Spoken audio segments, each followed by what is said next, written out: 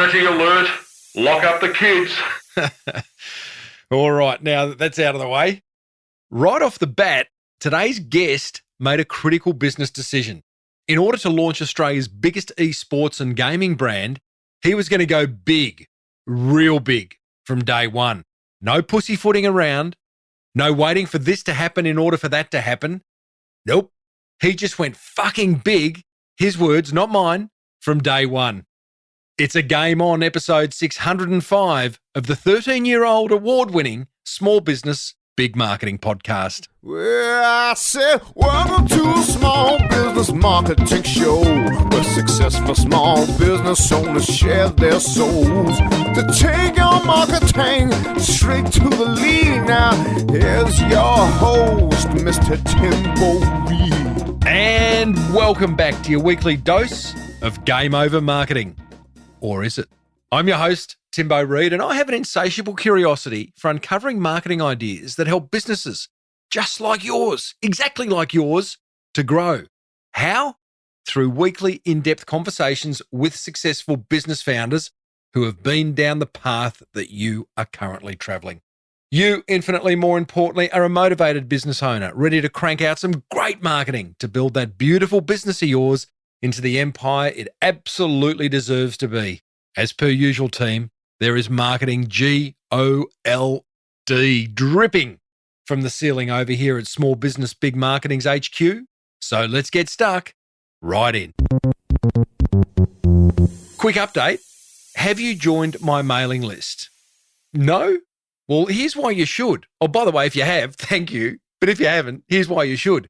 You'll get a free ebook called My 10 Marketing Wake-Up Calls, which are like 10 fundamental marketing principles that each and every one of us business owners should be adhering to. You'll be the first to know about upcoming webinars. I promise to do them sort of every month. I've been a little bit naughty in that regard, but I am going to do a couple more before now and Christmas, and they are very worthwhile, covering topics that I know bother you as business owners, and I find like the best specialist in the world, or at least in Australia, to join me and answer your questions. Plus, you will get emails about resources that I use and love to grow my business. How to join? Head over to smallbusinessbigmarketing.com. Hey, Timbo. My name is Cass, and I've got a Brisbane-based video production company called Builds by Captive Media. And yeah, we support the construction industry. So firstly, I just wanted to thank you so much for all that you do with the show. It is honestly so valuable and honestly really fun to listen to. And I've had so many light bulb moments during the way. So yeah, thank you so much. But I also wanted to reach out and see if you offered one-on-one coaching sessions. Thank you. See you later. Hey, Kath. Thank you so much for taking the time to ring the Small Business Big Marketing hotline. I really appreciate it. And I love hearing from listeners who have light bulb moments. Brilliant. I'm so glad you get one or two every now and then. And hey, Kath, nice nichey business you've got there. Videos for the construction industry. You know that I love a niche that is an inch wide and a mile deep, and that one certainly is. And in regards to coaching, yes, I do offer coaching, Kath. But I'm selective, a little bit picky, not because I'm snobby or anything. It's just that I need to be sure that I can help your business grow. So I don't sort of say yes to everyone who wants some coaching. I'm happy to do one-off coaching if you just need like an hour's supercharge. Happy to do that. And I also do coach business owners over their journey. If you want to find out more, just email me, tim@timreid, reid.com.au. and tell me what you're looking for. Put a link to your business's website, and I will respond to you as to whether I think I can help you and how we go about that. Everyone else, be like Kath and call me on 0480 015 150 and let me know one light bulb moment you've had from the past 604 episodes, and I may just put it to air. Okay. Time to fess up. I know very, very little about the eSports and video games industry, despite it being bigger than Hollywood and the music industry combined. It's fucking huge. Excuse the French. Yes, I grew up with an Atari in my bedroom, and to this day, I have a sit-down video game machine that I bought from a local pub with about 40 games on it from the 80s. Got Space Invaders, Pacman, Donkey Kong, everything in between. Come round and have a go. But did you know that these days, top games are earning more than Hollywood blockbusters? Grand Theft Auto 5 has raked in north of $6 billion with a B dollars compared to James Cameron's Avatar film, the highest grossing movie ever, at $2.8 billion. This is incredible. And now there are dedicated arenas like Toronto's eSports arena that seats 7,000 screaming gamers as they watch their heroes compete for prize pools in the millions of dollars. This is a new world to all you over, 40s? Over 40s? That's not a word, but you know what I mean. So to find out more about this relatively new but burgeoning entertainment industry, I contacted John Satterley, the co-founder of Fortress Melbourne. Now, Fortress occupies 2,700 square metres inside Melbourne's prestigious Emporium shopping mall. It looks absolutely amazing and has to be seen to be believed. With gaming rooms, he's got an eSports arena that can seat 1,000 mad raving fans. It's got bars, VIP booths, arcade alleys, even got a room full of board games. How very old school. So sit back as John takes us inside one of the world's biggest entertainment industries, but also explains where the idea for Fortress came from and why he and his business partner decided to go, and I quote, fucking huge from day one. Given Fortress is such an incredible visual experience, I'm not going to do it justice describing it. Just can you spend a minute describing what it's like to walk into Fortress Melbourne? I can. And one way just to set the scene is to refer folks to, we don't use it as much anymore, but in the early days, one way we just immediately described Fortress was as we have built a cathedral for gamers. And I guess the experience you get when you walk through the venue, it feels sometimes like that in terms of the almost like the shock and awe effect of experiencing Fortress Melbourne. So it starts, one of the ways and one of the main ways to come in and get that wow factor is you come to the lower ground of the Emporium Shopping Centre in Melbourne CBD, and you'll see the Fortress Melbourne reception, some glowing sign and some merchandise and a wonderful Alienware kiosk there where we can talk about that later. Our partners, Alienware, big supporters of the business. And, you'll do your thing and you'll be wondering, I wonder what this is. And you'll see the signs. And then the first thing you'll experience as you walk through these kind of like airlock doors we have is you just, go in through these beautiful green lit airlocks and bang, you're in this epic competitive video games arena. You could call it an esports arena. We like to think of it like a competitive games arena because it's not just sort of pro esports, it's for everything. But what we're talking about here is, 8 meter high, 9 meter high ceilings, 200 seat grandstand that can retract or the whole way out or can get pushed up against the wall. Sometimes we have another 50 or 60 PCs on the floor of the arena for people to play games on. And sometimes when the grandstand is fully out, then it's just like a spectator type experience.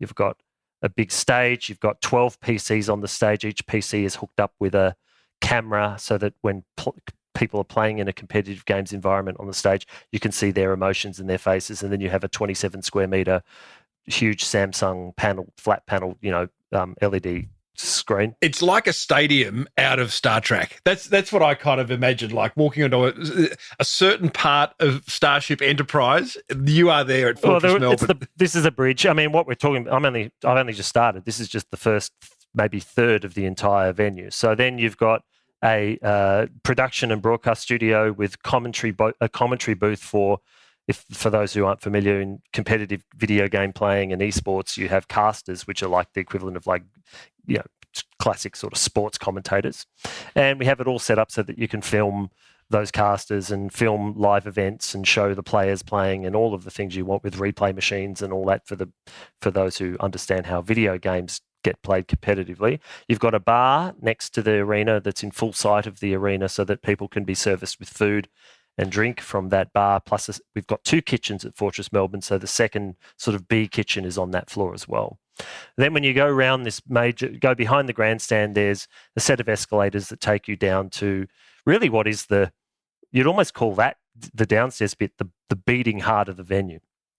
What you have down there is this place we call the Tavern. The Tavern is a 250-seat restaurant.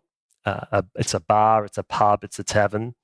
But what it is it's also a magnificent games culture immersion experience. And what I mean by that is you're there, it's got like a fireplace. I won't go into too much detail. You go online or come to Fortress Melbourne and see it for yourself. It's a very interesting take on a fireplace. We've got, tables designed for people to be able to play board games and tabletop games and games like Dungeons and Dragons. We've got VIP booths where you can play on, you can rent the booth with your friends and sit and, get fed and drink and play console games. There's 5 of them. There's a really long, huge bar. We've got a massive kitchen. We've got a classic Aussie gourmet pub menu. So that's the Tavern, and we think we can actually seat more than 250. We're looking at I look at that Tavern, John, and I'm not a big Star Wars fan. I'm actually a big sci-fi fan, despite my last 2 references being sci-fi films. But you almost expect, that scene in Star Wars where there's all sorts of weird characters and aliens walking through the bar, and you almost expect that to happen at Fortress. Well, the Tavern was inspired by, because I was a massive, as a teenager, and even when I got to uni, I founded in 1989 one of the Melbourne Uni role-playing club. At the time, I was the president for 3 or 4 years there, and I played D&D for years. So I've always loved fantasy stuff and sci-fi stuff. So the whole idea behind the Tavern was to create a vibe that was like something from Lord of the Rings or The Witcher. So what I did was I actually dusted off a whole bunch of my old D&D stuff, and I went back and actually wrote a whole bunch of created a whole bunch of characters and then wrote backstories for them all, so that when you actually come to Fortress and you see our characters, because we have a whole rich character lore, there's 3D character, a huge troll bursting out of the wall, there's the stories of the characters on the bathroom walls, there's all this cool stuff. Anyone who's into that stuff also appreciates the fact that we didn't just hire a consultant and have them draw up some characters with no depth and no understanding. We actually have built a really rich kind of character lore to support the kind of IP that we've created that supports the business. So that's the Tavern. Now, we haven't finished yet. We're now to about halfway mark of the venue. Before you go on, that's really interesting. So writing those backstories, I only recently listened to an interview with actually Quentin Tarantino, who writes incredible backstories for each and every one of his characters. So from your point of view, that is part of your IP, and it's to build a brand that will be very, very hard to imitate, because, we live in a world of product and service parity. There's no shortage of gaming venues, and there's no shortage of anything, right? There's nothing stopping you go to the pub and just taking a board game and playing with your friends. Correct. So you were very, very big up front on establishing a very unique brand that is very hard very hard to copy. Well, indeed. There's a few things we thought about when we weren't the character thing actually wasn't, funnily enough, that was came out of sort of necessity, which was we very quickly realized when we tried that the games publishers, and this is not a criticism, it's just their IP. And so to get any permission from one of the games publishers to use their characters in the venue was nightmarish. Even the first forays into that conversation, went, oh my God, this is going to just massive licensing fees. Don't do this, don't do that. So 100%. It took like weeks of emails just to be able to use some characters in a PowerPoint deck. So we were just like, oh my God, this is horrible. So it was really then when I looked at it and went, oh, well, the only solution here is for me to, we have to invent something. So, and then then the light bulb went. It's like, oh, well, we have to do it. Holy shit, this could actually be a incredible, opportunity here, right? So an entire revenue stream down the, merchandise and whatever else. Who knows what games? And just providing a level of credibility and authenticity to the experience that just actually really then made Fortress very quickly, in terms of our brand equity and our brand resonate well, far more than if we had just borrowed someone else's IP. Like people come and they go, oh my God, I cannot in my head, like young people, 22, 23-year-olds have come in. I've seen them because they've come up to me a few times because someone will say, oh, that guy thought of that.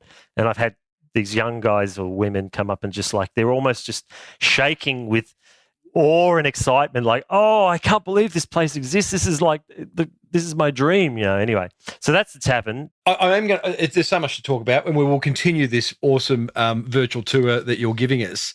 One of the things, do you look at other businesses? Okay, Fortress kind of almost demanded that idea of having characters and this incredible customer experience and this incredibly solid and consistent brand that you've created. I know there are business owners listening who haven't done that, who hear the word branding and either go, oh my God, that sounds too hard, it sounds intellectual, or I'm not big enough for a brand, whatever that may be. I just say a brand is an emotional attachment. Do you look at other businesses and go, why aren't you putting more effort into building a brand?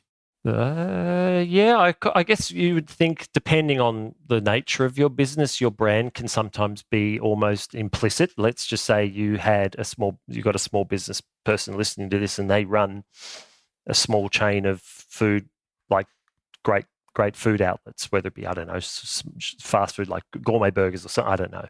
Now, do they need to, like, you see some pop-up gourmet burger joints open, and Betty's Burgers, whatever, and whoosh, it's all about brand, and they have a good product. But then that there's also the power of someone's brand just because they're the local burger joint. They haven't really gone too deep into brand, but the burgers are freaking awesome, and the brand is the product itself can speak for itself. Now, the best marketing is a great product. Yeah, and I wonder then, if for a super small business like just 2 or 3 outlets kind of thing, is it, do you too quickly rush to sort of turn your brand to something look like it's an American burger diner joint, or do you spend more time actually working on super high quality burgers that defeat the competition? And maybe it's a bit of both. So I think it's a bit of both. I would argue that no matter how small you are, it doesn't mean you can't build a visually well-presented brand that has meaning, that is memorable. It doesn't cost any more to build a good one versus a bad one. Sometimes it just requires someone to sit down and have a little bit of brand strategy and a good, maybe even just a good designer. Well, your brand, if you think of, visualize it, your brand may be your logo to begin. That's how people often think it's my brand is my logo. But really what that just stands for is like it's like your bank. And you put your great burgers, your customer experience, your character IP, your, whatever cool things you've invented and thought about and value that you're creating, pours into that brand bank. And it's sort of, you're filling the cup. And then crappy customer experiences, slippery cold burger served too many times, whatever may be, is a withdrawal from the bank. And then other things can be a withdrawal of the bank in less negative ways, is when you need to confer onto, say, a sub-brand, some sort of brand equity across to this new brand you've created. And you're hoping that some of the shine will, wear off onto this new thing you create. And sometimes that works with a secondary brand endorsement, and sometimes it doesn't. So brand for us as a Fortress, the Fortress proposition was a really powerful. The whole brand consideration and conversation was a big one at the beginning. But I'll finish the tour and then we can jump into brand. Back to brand. So if we're where we are, we're in the tavern, theoretically a 350-seat restaurant. Got a bit of work to do to add some more stuff. Next to the tavern, you've got we call it the LAN lounge. LAN's for local area network. So that's just a common term for LAN gaming, PC gaming. You have 58 PCs in there, highest spec Alienware kit, and essentially it's for hire room. People rent the computers by the hour. You can buy a 2-hour pass, it's cheaper, a 4-hour pass, it's cheaper again. And you come and it's a luxury experience. You can tap your phone to have food and booze brought to you while you play. And it's a not booze, it'd be Cokes. And people sometimes wonder about that and go, well, if they're not into this scene, they go, well, I've got a computer at home. Why would I go out and, spend money on, pay you to use a computer? Well, we say, one of the ways we overcome that, we say, well, yeah, but you might also have a crappy 6-year-old Ford at home. You don't have a Ferrari or a Mercedes. And what we sell is a chance to drive the equivalent in gaming of a Ferrari or a Mercedes when you've got a Ford at home. Part of the brand conversation, but are you crystal clear on who Fortress appeals to? It seems like an obvious question, but you could have gone down the path of you're just going to appeal to the gamers, to the nerds, with all respect, who live in that space. Whereas someone like me, who's got a couple of video game machines at home, back from the 80s, I'm a child of the 80s, can't help myself. But Fortress also appeals to me. I'd probably walk in there and feel a little bit alien, excuse the pun. But are you appealing to those two disparate groups, and how do you accommodate for both? Yeah, spot on. Well, we've thought a lot about that. We do have a pretty laser focused on who the key demo is, and it's really that sort of, we think of the gamer person as being a young person in their 20s, probably bullseye age about 26, and we're not, we don't think of them as hardcore nerd type, only play PC games. We've understood the games world as being a phenomenon. We call it an underground thing it's sort of like hiding in plain sight, right? It's the biggest niche hiding in plain sight. Yeah. And it's more mainstream than pretty much anything you can talk about. Yet, for some reason, games culture is still considered in mainstream media as some sort of, not mainstream. But, it's massive. It's massive. It's bigger than Hollywood. Of course it is. And the other thing that, I gets a bee in my bonnet a bit is that, you pick up mainstream media, literature, newspapers, or just if you were watching casually free-to-air television and all the traditional media sources who practically ignore games and games culture, you'll pick up the Age and there'll be some headline story about My Kitchen Rules winner last night, or who won The Bachelor or something. You're like, hang on a minute. 100,000 people in Melbourne watched that. And 1 million people were playing Fortnite or Call of Duty last night. Like 10x were doing that. I wonder whether it's a function of the journalist, the average age of the journalist. Of course it is. It's 100% that. And they don't understand it. It's like me. I mean, I'm excited to do this. And, hey, you episode 600 and something, it's taken me that long to go there, Well, I'm 51, so I'm not exactly the core demo for the bit. I've been a gamer and played games all my life, and I've always enjoyed alternative, non-mainstream entertainment.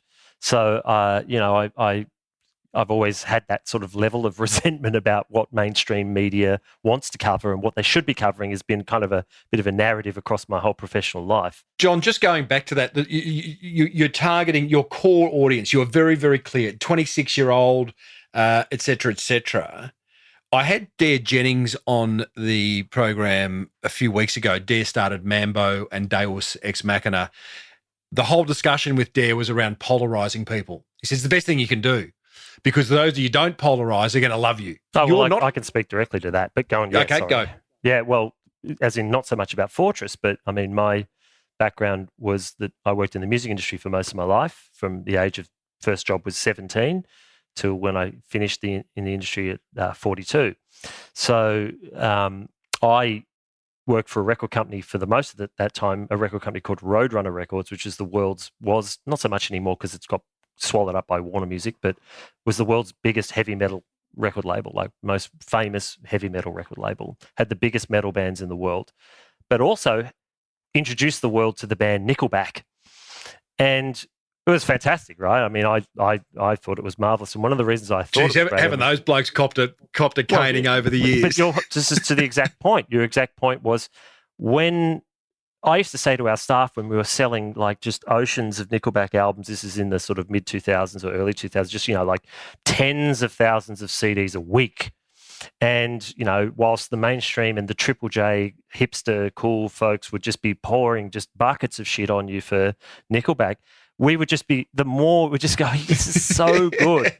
The more hate we got for Nickelback, it was just like, thank you, please. And, more record sales. And we used to just love the polarizing, which was, so Nickelback was probably the acutest example, but, we had a whole ethos at Roadrunner Records, it was in our DNA to want to inspire the polarization. But it's a great example, but not a fair example, probably, because heavy metal music by nature, as does punk, is all around, and they're two different genres. I get that, but they're both about polarizing. They're both all right. This is what we stand for. They're great. They are absolutely fringe, and they don't want to let others in because this is what we stand for, and we're not. It's black and white, right? Yeah. Well, they don't want to let the people who they only want to bring the people in who are true believers. Like, they don't want posers. Metal is different to punk, but I guess metal is about no posers. If you're going to wear an Iron Maiden t-shirt, at least listen to them. Yeah, 100%. Hey, just as an aside, how's Iron Maiden? I'd love to know whether this is true. Maybe you can shed some light. The graffiti artist Banksy. There is strong rumours that the lead singer of Iron Maiden is Banksy. Bruce Dickinson is Banksy? Well, someone somewhere once plotted, because Iron Maiden have their own jet plane, right? They've got their own jumbo that they fly around the country. And someone plotted Iron Maiden gigs alongside where Banksy art was appearing in the world.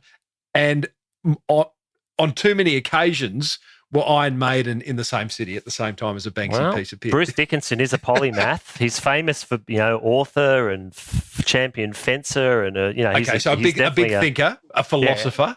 Yeah, he is. So, I'll look at that some more. Okay, I digress. Hey, let's just quickly finish the Fortress tour, because I want to get on to the meat and three veg of this discussion, which is about you defying common business parlance. Yeah, so you got your land lounge, then you move. We've got another room called the hall, which is a sort of when the tavern is full, people often go in there. It's not as themed as the tavern, but we also use it for corporate events and for activations. But we're looking, we got an arcade, also a classic place called the Arcade Alley, which is it's a bit like a time zone vibe. So we got a mix. It's basically, because one of the taglines for Fortress we use all the time now is we don't say Cathedral for Gamers. We say Fortress Melbourne is the home of games. Just like the MCG is the home of football. We say we're the home of games, whether it be arcade games, tabletop games, board games, PC games, eSports, you name what the game is, we are home of it. Mm-hmm. That's a great positioning. That's pretty clear. Yeah, it's clear. So, okay, that's the tour. And I would encourage anyone listening to this to go and have a look at the website or the Instagram of Fortress Melbourne to get a true sense. It's free to get in. It's free and free to get in. There you go. It's just like going into a restaurant.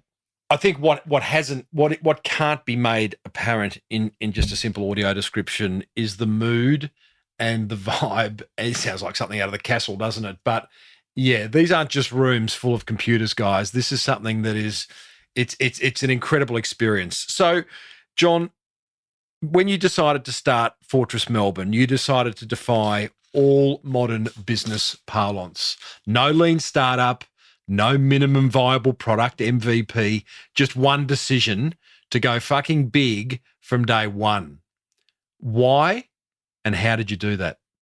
Yeah, well, we did it because I guess my background after music business had been working in more digital development with apps and with software and that kind of thing, and overseeing those sort of projects at Village Roadshow, where I was the chief digital officer. So, that whole world of in that sort of pure online development world is very much, yes, let's just stand up as quickly as possible an MVP, lean startup, test and learn, skinny, and just grow.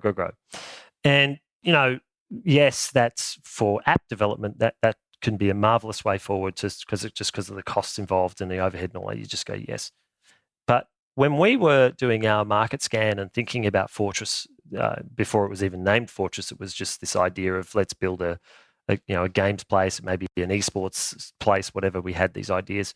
We, just a quick scan of the market, looking at what was around. We were saying, well, these PC games lounges have been around. There's nothing new about them. But what's peculiar about that? Well, they're all holes in the wall, fluoro lights, cheap and nasty, blankets for curtains, a nasty snack machine, or maybe someone makes a dodgy bubble tea, and some, forget about female toilets and a broken men's toilet. So, this was the sort of offering out there. And then there was also some divey, cool, but sort of more like divey arcade type bars. It had like 80s arcade machines, but they were great. We liked them, but they were, almost deliberately a bit like a dive bar with arcade machines. And so there was those. There was some other fringe and smaller things. And that had been the way the industry had gone forever. And the other thing that helped inform the decision making and the business planning was I went to a few, as I was doing my own homework thinking about this business model, I went to a few games conferences where they had business seminars, because I'd been in music and entertainment. I hadn't really ever been in the games industry before. So I went to a few of these and I sat in a few marketing symposiums and seminars like you do when you go to a conference and they have breakout rooms and you go to them, right? And so I went to them and I actually was shocked. I couldn't get over the fact that what was being talked about on stage sounded to me like stuff that the music business had been talking about in 2004. And this is like in 2017, 2016. And I was like, oh my God, is this the state of thinking in this world? And it wasn't arrogance. It was more just, I just thought, oh shit, if this is the way they're thinking, and this is the state of social games, as it were, like going out and playing games has come to this.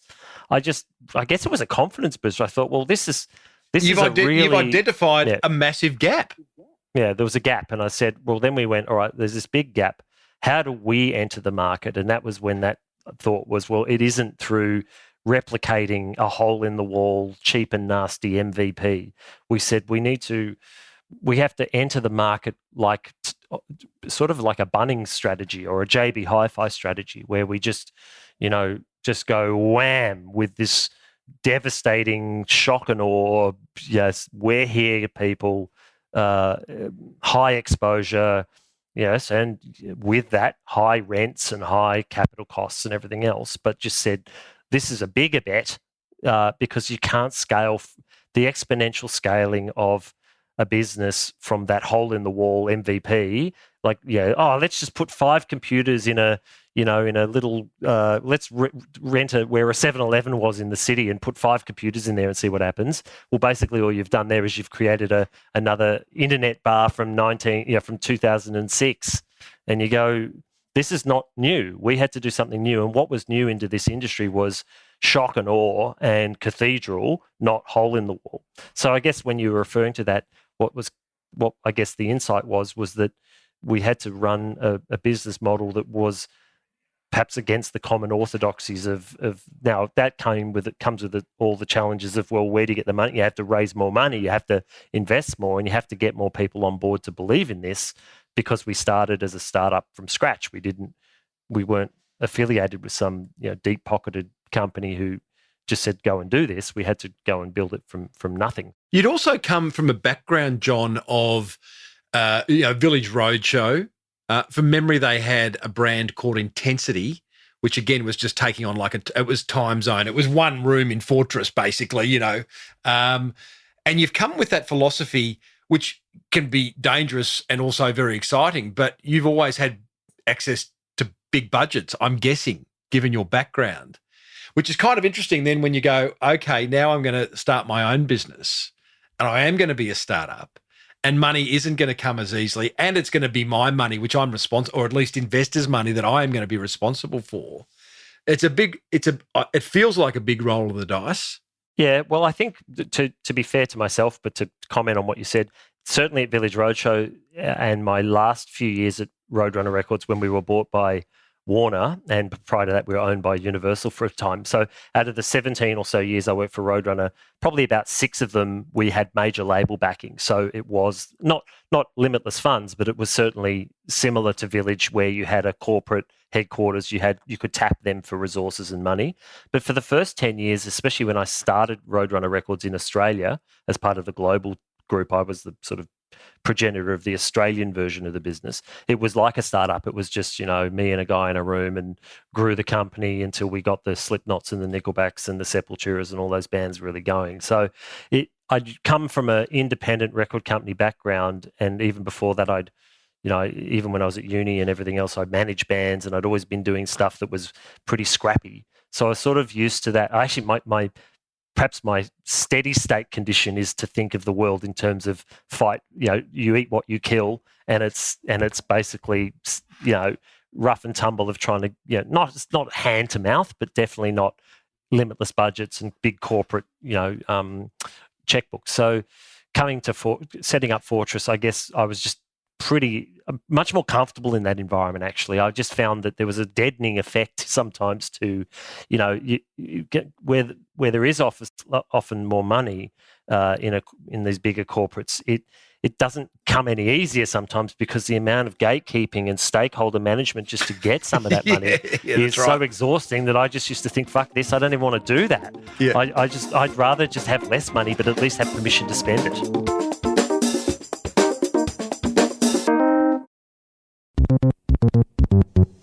So, John, to go big requires money and energy and resources.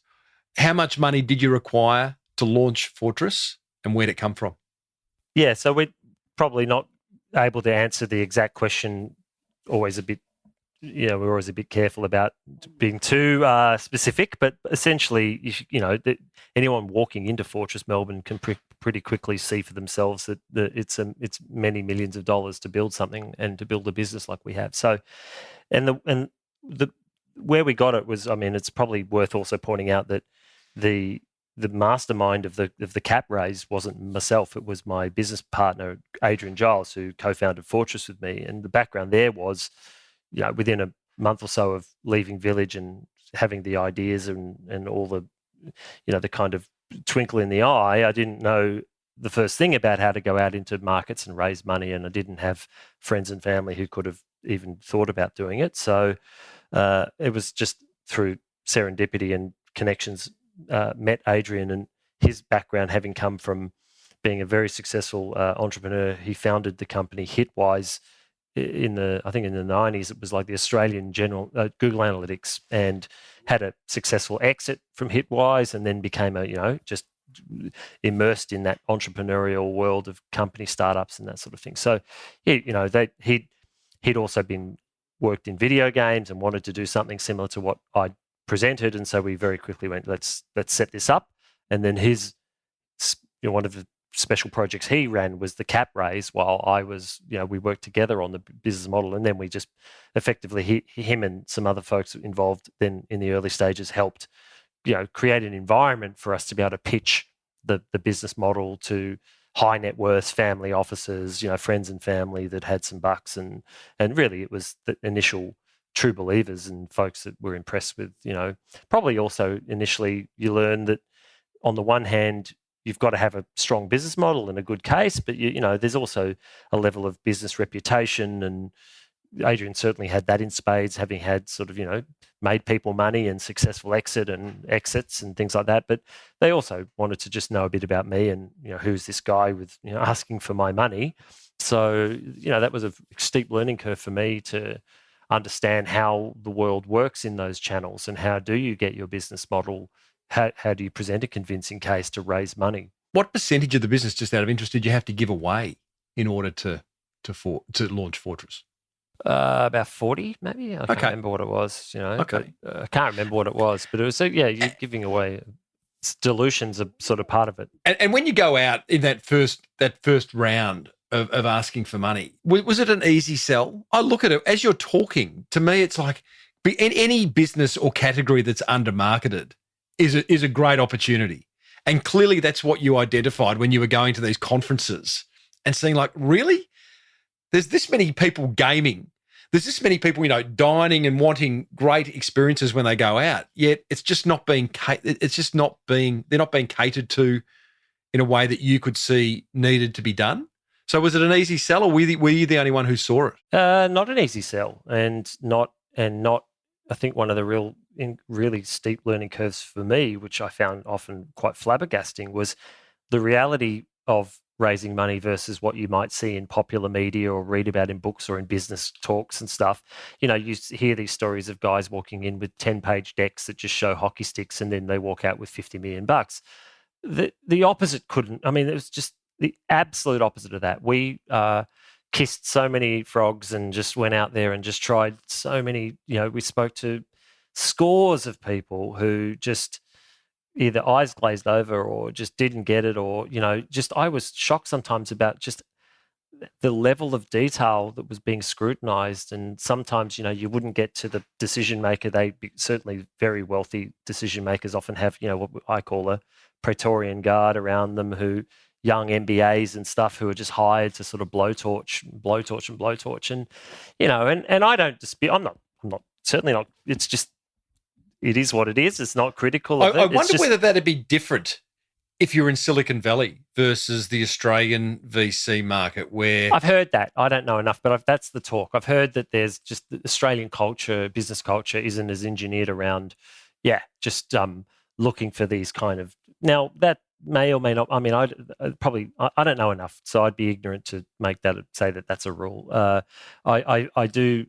I guess for me, I was just sometimes just perplexed at just, well, what else is needed. And certainly if you were speaking to people that have got lots and lots and lots of money and clearly looking for places to park it, because there's you knew, or you would have a feeling that there's a sentiment of looking for good investments. And you sort of the ones that were very frustrating was perhaps, and this is where the world's been infected with Silicon Valley culture, which is kind of a sentiment that if I give you money, I'm expecting you to turn it into $1 billion in 3 years, or just crazy expectations where you'd be, I'll only give you money basically if you're going to be Google in 5 years, and you'd be going, well, that's not. But that's how people think. That's where the world is, because we do hear. I mean, we hear these crazy valuations of companies. We hear, the idea of $1 billion these days is just kind of, you don't even blink an eyelid.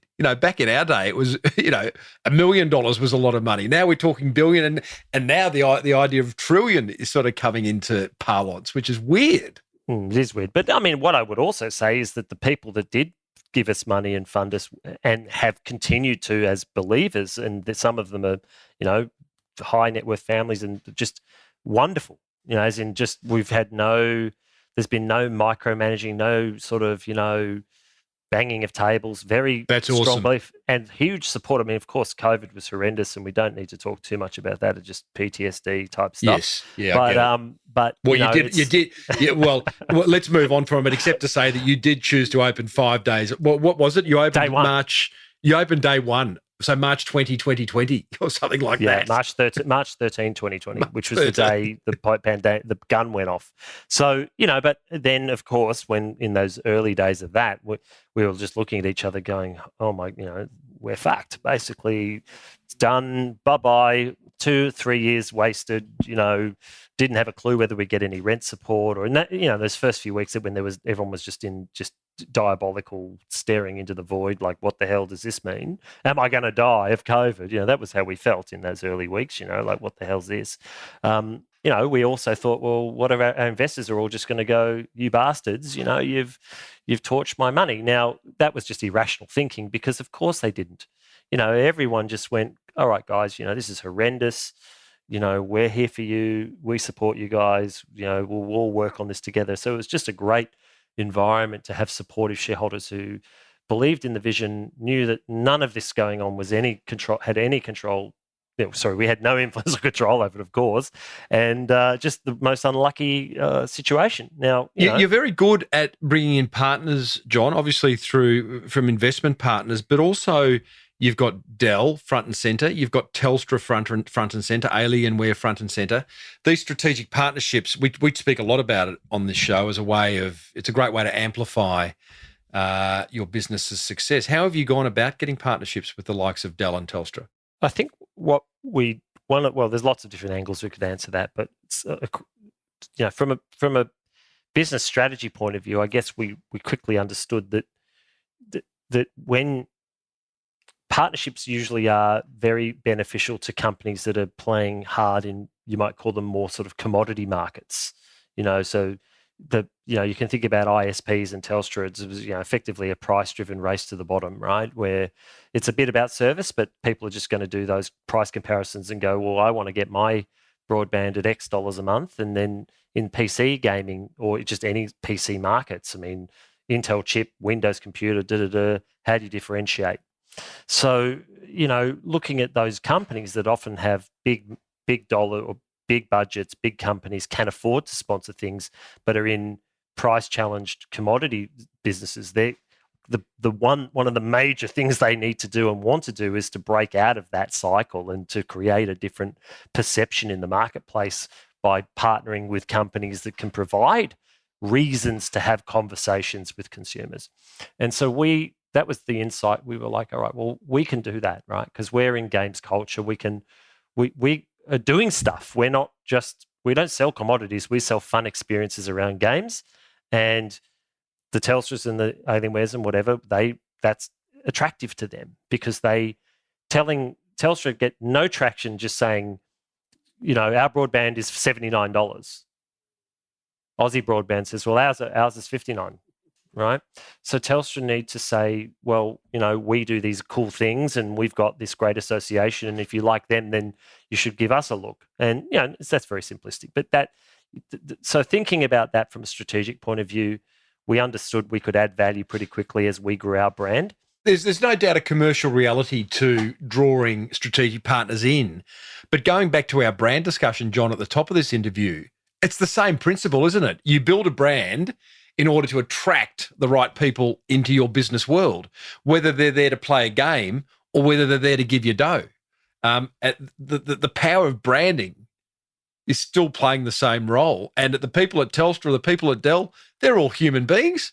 They all want a bit of fun in their lives. So we shouldn't underestimate that. No. Well, and my brand bank, which is not, I didn't even, brand bank is what you learn at business school, a way to think about brand. But I guess the other idea then is that when you're partnering, certainly we're not foolish to think that Fortress Alienware were the big dogs, right? We were the new puppy. They were the ones who had massive brand equity, and so we borrowed from them as much as we helped them. We obviously wanted the Alienware halo effect of their brand to sort of say, look, when we are renting PCs to people, they are genuine Mercedes or Porsche equivalents. They're not, run of the mill. We just went out to the shop and bought some basic computers and put in a nice graphics card and off you go. We wanted to make a statement about that we stood for these particular standards of PC gaming, and Alienware to us was the marquee brand. And so we targeted them as we said from the beginning, we want Alienware, and yes, we'll talk to their competitors if we had to in a competitive environment when we're looking for sponsors. But we said we want to pick the PC brand, gaming brand that would really help our business, so it's a symbiotic brand equity exchange. So we did that, and it started. The story of Alienware was in 2017. PAX, for those who on your thing on the podcast don't know what PAX is it's coming back this year. It's a giant games conference and culture expo at Melbourne Convention Centre. Anyway, 2017 PAX, there's 80,000 people go to PAX. It's gigantic. And Alienware and HP and all the big companies and all the software, Sony, Microsoft, Nintendo, have huge pavilions and, tens of thousands of people. And I'd been working on this business model while I was at Village Roadshow under the auspices of Village Roadshow. And I basically just walked into the Alienware booth, which was enormous, and just spoke to different Alienware people and said, can I just speak to the boss? And someone said, oh, it's that guy over there. So I just went up to him and, called, hi, my name's John. I work for Village Roadshow. Here's my card. Can I talk to you about a business idea I've got that we're looking at? And to the credit of Ben Jackson, who was the guy then, and he just went, all right, yeah. Now, he could have just told me to fuck off, right? Well, it is sometimes that easy. We concern ourselves with the Dobermans at protecting all the big decision makers of the world. And again, we've had many discussions on this podcast about how to get through, how to get past the Dobermans. But I got my first sponsor of this podcast it's a 13-year-old podcast. My first sponsor came on about 11 years ago. It was Net Registry. And I went to a small business expo. I went and identified those booths that seemed to be putting the most effort in. Net Registry put the most effort in. I walked up and said, hey, who's the boss?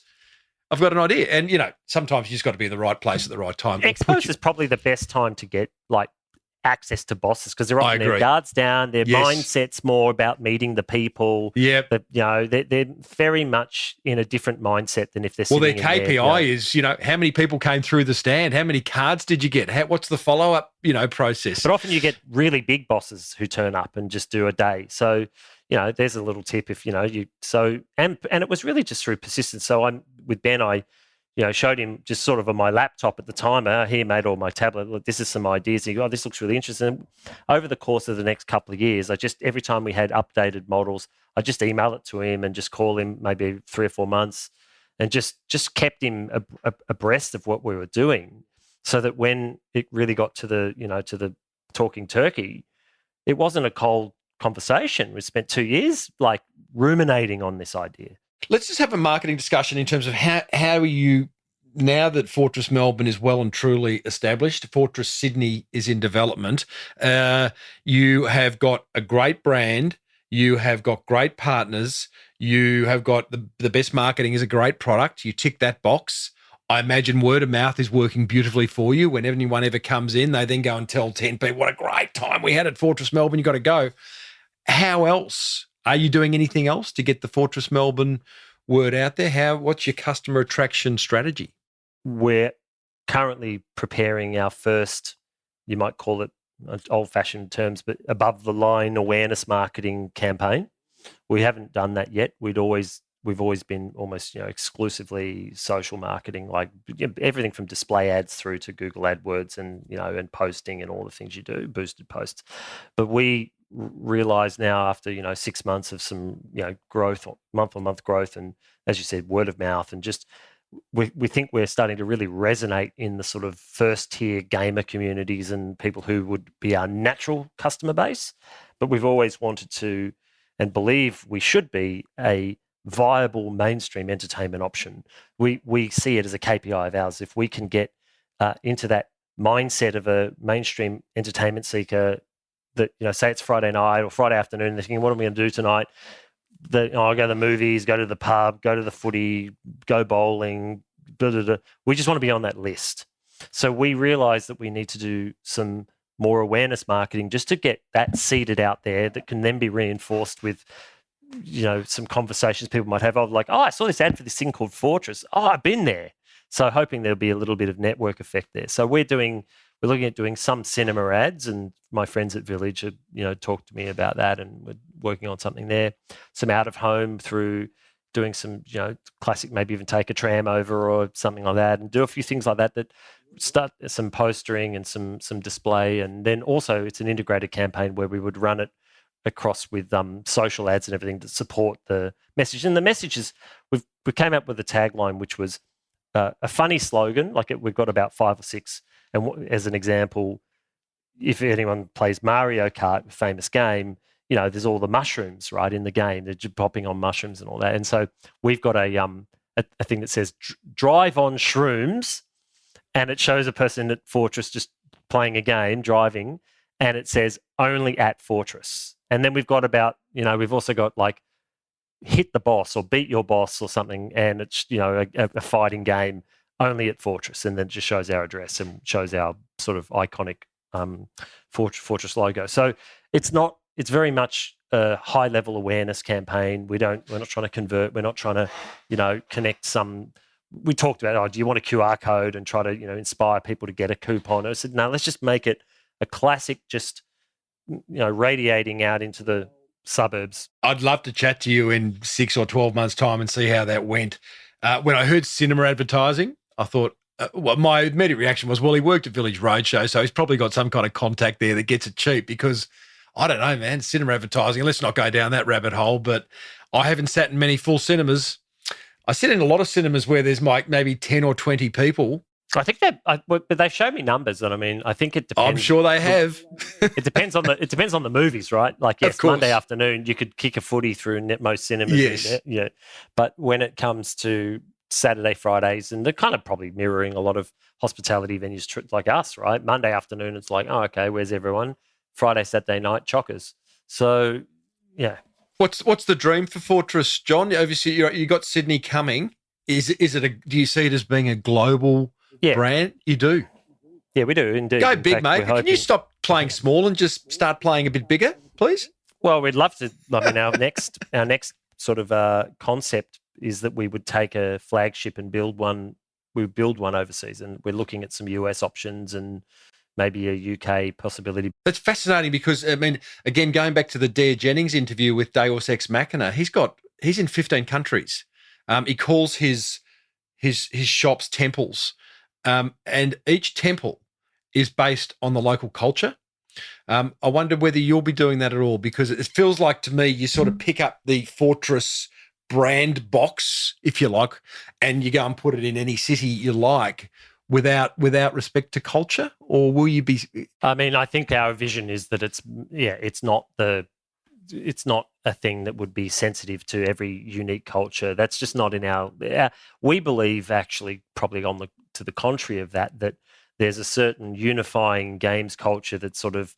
There's tropes and there's stuff that everybody connects with no matter where you put it, right? It could be in Asia, you could be in Netherlands, you could be UK, US.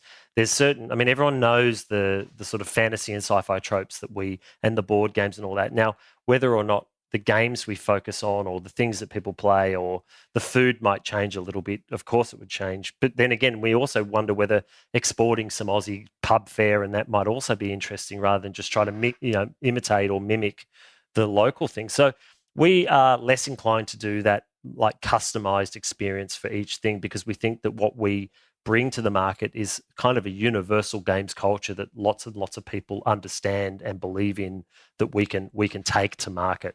Yes. Well, I think the only thing that won't work when you take Fortress overseas is the fact that in Melbourne you have Parma Tuesdays. I'm not sure Parma translates into other countries. I could be wrong. It doesn't translate into Sydney, because our friends, some of the staff who work here, said that in Sydney they call them palmies. Oh, jeez. And we banned that. We're like, no, that's horrible. But now we're building Fortress Sydney. We've all had to surrender and accept that we're going to have to call it bloody palmies in Sydney. Well, who knows what you'll have to call them overseas. For those who are listening overseas, we're talking about a chicken parmigiana, which is a chicken fillet with tomato sauce and grilled ham cheese. And cheese and all that kind of good stuff over the top. Yeah, it's a ripper, John, great story, mate. Thank you for sharing. It's a conversation we haven't really had on this show about starting big from day one, and it's inspiring to see. FortressMelbourne.com is the website for anyone who is either in Melbourne or will be in Melbourne at some point in time. Go and check it out, because it's pretty mind-blowing. So, John, well done, and thanks for sharing. Oh, my pleasure. And really enjoyed the chat. So thanks so much. And maybe, do it again another time. Well, there you go, team. Fortress co-founder John Satterley. Check it out. You can either do that virtually, fortressmelbourne.com, or drop in for a game and a Parma. And then join my Facebook tribe and let us know how you went. Take a photo. I'd love to find out more about it. It looks absolutely amazing, as John described. Do you feel a little bit more knowledgeable about the whole eSports thing? Or, at the very least, what did you think about how John decided to go fucking big right off the bat? I do love a business owner with rather large kahunas. You know, it's actually a big part of why I love pulling this show together for you each week. It's the courage that you, the business owner, the small business owner, shows in getting an idea and getting it to market. You know, I'm in awe of how you do it.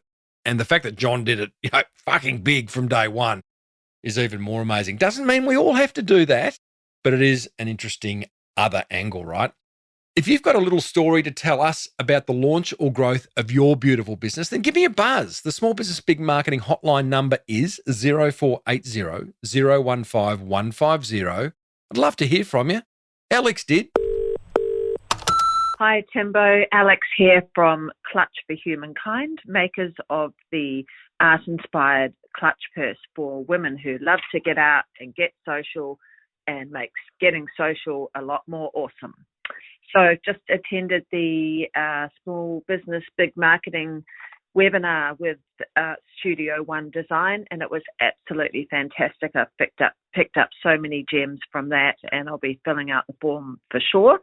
And I love your idea that we might have a monthly webinar. I think everybody will get so much value from that. So keep up the good work. Thanks for your tips. I love listening to the episodes. My husband thinks I'm obsessed with listening to them, quite frankly. So it's all good. And I have a busy weekend ahead fixing up my website now after all of those great tips. Thank you again. And we'll catch you on the show. Bye. Alex, thank you so much for taking the time to call the Small Business Big Marketing Hotline. And what a great business you have. Clutch for Humankind. I reckon there's maybe an opportunity for your hubby to start a male version of that business. That's a very bad dad joke that only car nuts will understand. Clutch for Humankind. Thank you very much. Hey, I've checked out your website, Alex. It looks your products look amazing. I showed my beautiful girlfriend, Sarah, and now there's pressure on to get her the Feathers clutch. Very, very beautiful. Well done to you. Hey, and glad you enjoyed the webinar with our in-house website specialist, Greg Merrilees. He is a super duper whiz kid when it comes to putting together websites that convert. He did smallbusinessbigmarketing.com. And if you're a bit troubled by your website, I would encourage you to head over to Studio One Design. That's the number one, studionedesign.com/Timbo, where you can do this 5-minute quiz and it'll give you a free report showing what's holding your website back. I encourage you to do it. Everyone else, be like Alex. Call me 0480 015 150 and let me know which episode flicked the marketing switch on the most for you. Got some super duper guests coming your way in the next few weeks. We hear from a drop shipping expert who's doing $1 million a month selling other people's products. Now, I got to say, I did this interview a few days ago and I'm very excited by it because the way the world's going with the cost of living absolutely skyrocketing, drop shipping is absolutely a valid side hustle opportunity, if not a whole new business opportunity for you. So stick around for that. That'll be next week. We meet the founder of Reid, one of Australia's largest medicinal marijuana clinics, another burgeoning business, and a lady who started her 7-figure workplace uniform business by cold calling, not 10, not 50, but 100 businesses every day for a year before making her first sale. Talk about stamina. Jeez. If you enjoyed today's episode, be sure to hit the subscribe button on your favorite podcast app where you'll find 604 more chats with successful business founders. If you are ready to create some helpful marketing, then I'm sorry. You'll just have to listen to this podcast over and over because my book's sold out. The Boomerang Effect is officially sold out, and I don't think I'm going to repeat it. Maybe I will write another book down the track. I have an idea for one in my little brain, but right now, I've got nothing to sell you. I've got nothing for you to read. Soz. Hey, this show was stitched together by editor extraordinaire Alex Amster. Thank you so much, Alex. The music bed written, sung, produced by our very own Lockie Doley. But to you, thank you for tuning in. May your marketing be the absolute best marketing. Bye for now.